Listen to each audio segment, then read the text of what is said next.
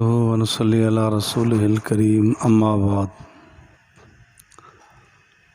أعوذ بالله من الشيطان الرجيم بسم الله الرحمن الرحيم ويسألونك عن المحيض قل هو أذى فاعتزلوا النساء صدق اللہ العظیم۔ حیض اور مینسز ہر مہینے میں عورت کو آتے، کم سے کم 3 دن اور زیادہ سے زیادہ 10 دن۔ 1 دن 2 دن اگر خون آیا، مینسز آئے، پھر خون رک گیا تو اس کو استحاضہ کہتے ہیں، بیماری کہتے ہیں۔ اس سے نہ نماز چھوٹے گی، نہ روزہ چھوٹے گا، نہ تلاوت، نہ کوئی عمل۔ مینسز آئے کم سے کم 3 دن، ان دنوں میں نماز نہیں پڑھے گی، نماز اس پہ معاف ہو جائے گی مینسز کے دنوں میں۔ اور انہی دنوں میں مینسز آ گئے، روزہ نہیں رکھ سکی تو روزے کی قضا ہوگی۔ ان دنوں میں جو ماہواری کے دن ہیں، مینسز کے دن ہیں، قرآن پاک کو ہاتھ نہیں لگا سکتے، اور جیسے بغیر وضو کے بھی قرآن پاک کو ہاتھ نہیں لگایا جا سکتا، لا یمسہ الا المطہرون، بغیر وضو کے قرآن پاک کو ہاتھ نہیں لگا سکتے۔ حیض کے زمانہ میں بھی قرآن پاک کو ہاتھ نہیں لگا سکتے، پڑھ بھی نہیں سکتے۔ قرآن پاک کی تلاوت بطور تلاوت وہ جائز نہیں ہے۔ ایک ہے بطور وظیفہ، جیسا کھانا کھاتے وقت بسم اللہ الرحمن الرحیم پڑھا جاتا ہے، یہ بھی قرآن پاک ہے، پڑھے گی۔ اسی طرح کھانا کھانے کے بعد الحمدللہ، پانی پینے کے بعد کہا الحمدللہ، تو یہ شکرانے کے طور پر جو الفاظ بولے جاتے ہیں بے شک قرآن پاک کے ہیں، یہ جائز ہے۔ اور اسی طرح کسی ضرورت کے تحت بطور وظیفہ سمجھیں، مثلاً کسی نے آ کر اطلاع دی کہ فلاں کا انتقال ہو گیا ہے، اس نے پڑھ دیا انا للہ و انا الیہ راجعون، یہ بھی قرآن پاک ہے لیکن بطور ضرورت یہ جائز ہے۔ اس طرح کے کوئی اور مواقع بطور وظیفہ قرآن پاک کی تلاوت ان کے لیے یوں جائز ہے، جیسے بطور تلاوت بطور ثواب یہ عورت تلاوت نہیں کر سکتی، ہاتھ بھی نہیں لگا سکتی۔ ان دنوں میں جو مینسز کے دن ہیں مسجد میں بھی نہیں آ سکتی۔ عمرے کے گھر سے گئے ہوئے تو مینسز کے دنوں میں بیت اللہ کا طواف نہیں کر سکے گی، وہ علیحدہ رہے گی۔ بعض ایسا ہو رہا ہے کہ کوئی دوائی استعمال کر لیتے ہیں، کوئی گولیاں استعمال کرتے ہیں کہ وہ ایام آئے ہی نہیں، تو جب تک نہیں آتے پاکی کا حکم ہوگا، وہ مینسز کا حکم نہیں لگے گا، جب آ جائیں گے پھر حکم لگے گا۔ اگر روزہ رکھا ہوا تھا، کچھ چند منٹ رہے تھے روزہ افطار کرنے سے، مینسز آ گئے، روزہ ٹوٹ جائے گا، اس روزے کی قضا ہوگی، باقی والوں کی بھی ہوگی لیکن اس روزے کی قضا بھی ہوگی کہ بے شک تھوڑا سا وقت رہ گیا تھا۔ اور قرآن پاک کے الفاظ کو لکھنا، انگلی ہاتھ آیات کو لگ رہے ہیں تو لکھنا جائز نہیں ہوگا۔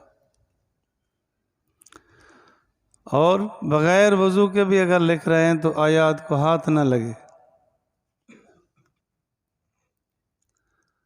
البتہ دیکھنا چاہیں دیکھ سکتے ہیں، کوئی آیات لکھی ہوئی ہے، پڑھیں گے نہیں، دیکھ سکتے۔ دل میں اگر کوئی تصور کرے، اسے پڑھنا نہیں کہتے، اس کو تو تصور کرنا کہتے۔ اس مسئلے کو اچھی طرح ذہن میں رکھیں کہ مینسس کے زمانہ میں یا نفاس کا زمانہ ہو، بچہ پیدا ہونے کے بعد جو خون آتا ہے اس کو نفاس کہتے ہیں، اس زمانہ میں قرآن پاک کی تلاوت جائز نہیں ہے۔ کچھ نئے تعلیم یافتہ لوگ صحیح حقیقت میں قرآن پاک کو سمجھتے بھی نہیں، وہ کہے جا رہے ہوتے ہیں کہ جی کوئی نہیں کیا ہوتا۔ بغیر وضو کے عرض کیا ہے قرآن پاک کو ہاتھ نہ لگایا جائے۔ کپڑا جو جدا ہے وہ اگر ہاتھ کو لپیٹ کے ورق کو ہاتھ لگا دیتے ہیں، قرآن پاک کو پکڑ لیتے ہیں، وہ جائز ہے، وہ پکڑا جا سکتا ہے۔ اسی طرح قرآن پاک کی کوئی آیت انگوٹھی پر آپ نے لکھی ہوئی ہے، اللہ کے ناموں میں سے کوئی نام لکھا ہوا ہے، تو یوں کھلے عام واش روم نہیں جائیں گے،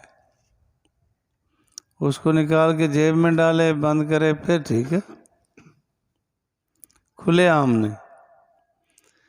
اسی طرح کوئی تعویذ ایسا لگا رکھا ہے کہ جس پر قرآن یا آیات واضح باہر لکھی ہوئی نظر آ رہی ہے، وہ اس طرح کھلے عام نہیں جائے گا، ہاتھ بھی نہ لگے، واش روم میں بھی نہیں جائیں گے، اس کو بند کر کے جائیں گے تو حکم اور ہو جاتا، پھر گنجائش ہے، جائز ہے۔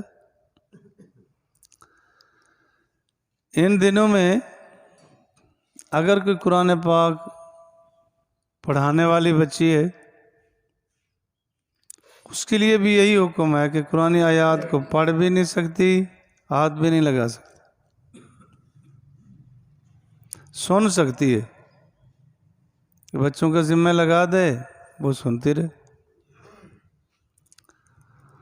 اور اگر الفاظ کے جوڑ جس کو کہتے ہیں نکالتے ہیں، ہجے نکالتے ہیں، اس کی گنجائش وہ کر لے، اگر نہ اس طرح قرآن پاک کی تلاوت پوری آیت پڑھ کے اس کو یاد کرائے، ایسا نہیں ہوتا۔ اسی زمانے میں اگر آیت سجدہ سن لی، سجدہ تلاوت واجب ہو جائے گا، لیکن وہ ادائیگی کرے گی جب پاک ہوگی، ابھی نہیں ہوگی، اس وقت ذمہ لگے گی۔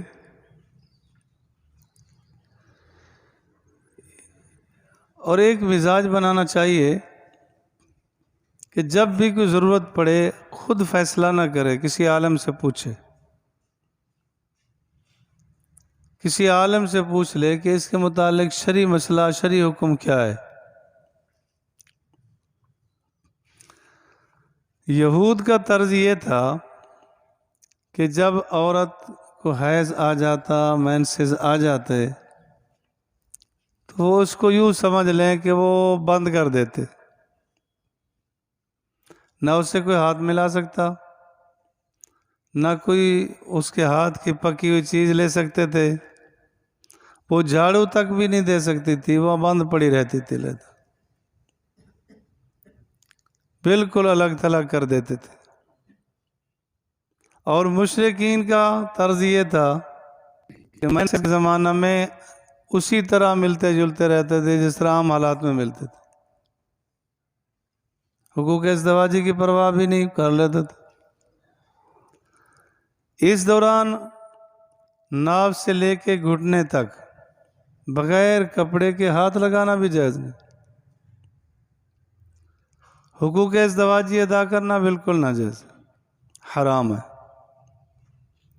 طبی نقطۂ نظر سے بھی منع ہے، سخت نقصان ہوتا ہے کہ جلا سڑا خون نکل رہا ہوتا ہے اور یہ حقوق ازدواجی ادا کرتا ہے تو سوزاک کی بیماری اور کئی بیماریاں اس کو لگتی ہیں۔ طبی نقطۂ نگاہ سے بھی اگر دیکھا جائے تو بچنا چاہیے۔ اور ویسے بھی شرعی مسئلہ ہے کہ بالکل نہیں جانا چاہیے، لیکن اس حد تک ہے، کھانا پکا سکتی ہے، جھاڑو دے سکتی ہے، بستر بچھا سکتی ہے۔ حدیث پاک میں ہے کہ آپ علیہ الصلوۃ والسلام اعتکاف میں ہوتے، آپ کھڑکی سے سر مبارک اندر کر لیتے، سیدہ عائشہ رضی اللہ تعالیٰ عنہ مینسز میں ہوتی تھی، اسی دوران آپ کا سر مبارک، داڑھی مبارک دھو لیتی تھی۔ تو اس سے بڑا کیا، حضور علیہ الصلوۃ والسلام کی پاک ذات کو وہ مینسز کے زمانہ میں ہاتھ لگا رہی، سر مبارک کو دھو رہی ہیں، داڑھی مبارک کو دھو رہی۔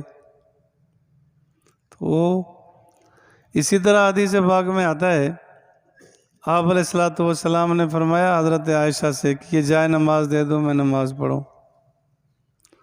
تو عرض کرنے لگی کہ میں تو حیض میں ہوں۔ آپ علیہ الصلوۃ والسلام نے فرمایا تیرا حیض ہاتھوں تک چلا گیا، ہاتھ کو کیا ہوتا ہے، ہاتھ سے پکڑا دے، اس سے ناپاک نہیں ہوتی۔ سارے معاملات جائز ہیں، کھانا بھی، پینا بھی، ہاتھ لگانا، ملنا، کچھ کرنا، لیکن حقوق ازدواجی حرام اور ناجائز ہیں، اس سے بچا جائے۔ اور اتنا بالکل بیکار سمجھ کے کہ بالکل یہ خام مال ہے، اس کو سائیڈ میں پھینکو، یہ بھی نہیں۔ اپنی طرف سے کچھ ایجادات نہ ہوں۔ کچھ احباب ایسے کرتے ہیں، اپنی طرف سے مسئلہ بنا لیا، ابا جی میرا دل یہ کرتا ہے، یہ نبی کا دل تو نہیں ہے کہ اللہ کے فرمان کے مطابق اترنے والا دل دماغ۔ تو اس سے کوئی ایسی شکل پیش آ جائے، بہتر ہے علماء سے پوچھ لیا جائے۔ اللہ مجھے اور آپ کو دین یاد سمجھنے کی توفیق دے۔ الحمدللہ رب العالمین۔